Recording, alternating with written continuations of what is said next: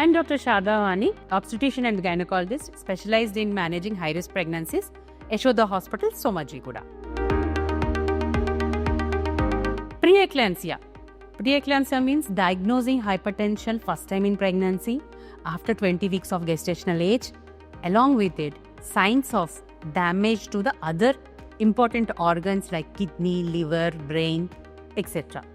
So, is there any way to diagnose preeclampsia, or is there any way to identify the women who are high risk for preeclampsia during pregnancy?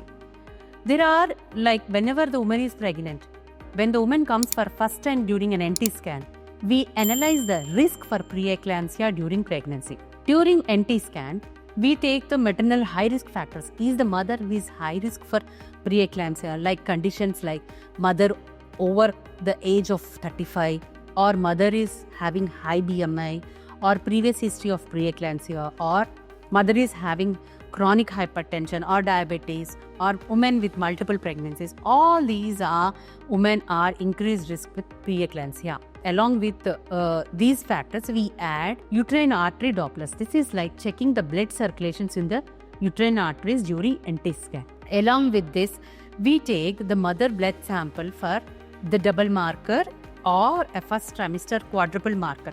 These markers will give the risk assessment for our preeclampsia risk.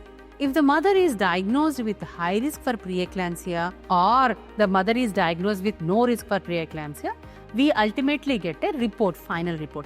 If the mother is positive for high risk, then we start giving the Ecosporin tablet, so that it has to be given before 16 weeks of gestational age to have the maximum effect during pregnancy.